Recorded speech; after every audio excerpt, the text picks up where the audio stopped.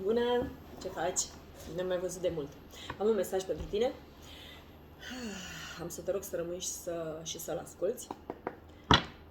Dacă rezonezi cu el, e al tău. Dacă nu rezonezi, nu-l băga în seamă. Da? Mulțumesc!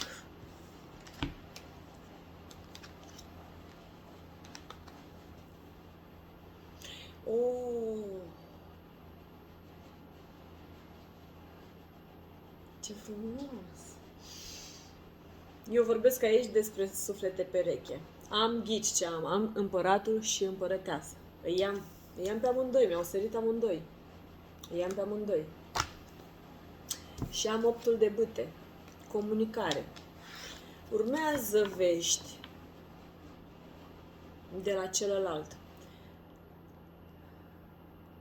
Văd comunicare online, la distanță. Unul din voi se află la distanță față de celălalt. Sunteți suflete pereche.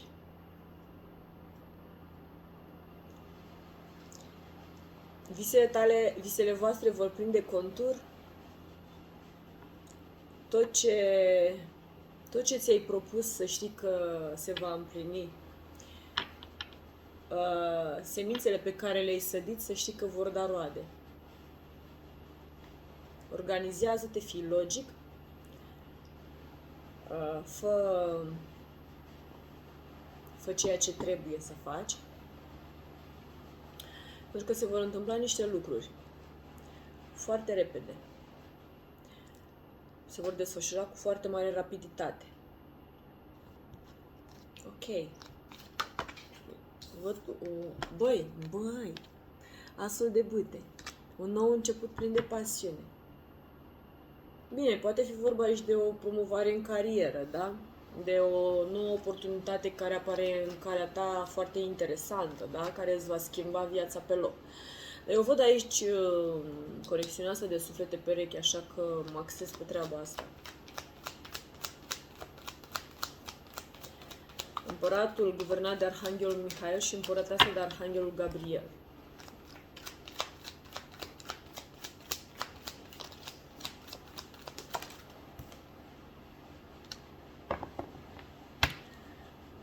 Lumea, guvernată de Arhanghelul Mihail, care vine și îți reamintește că face o treabă foarte bună și că urmează momente pline de bucurie și de mulțumire în viața ta și de recunoștință. Poate fi vorba de un drum la mare depărtare. Ori te duci tu, ori vine, ori ceva se schimbă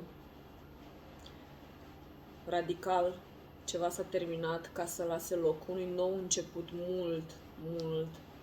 mult mai bun, da?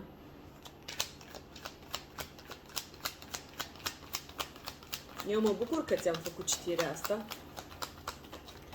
pentru că este una foarte interesantă.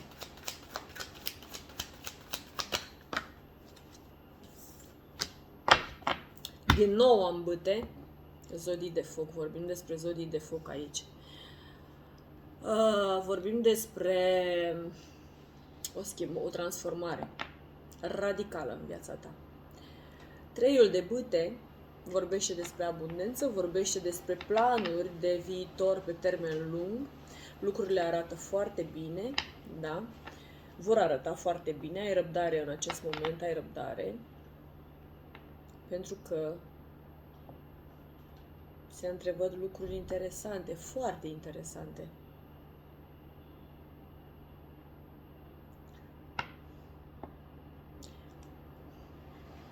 Mai vreau o carte. Am avut pentru o secundă senzația că ar trebui să mă opresc aici, dar curiozitatea mă împinge să mai extrag o carte.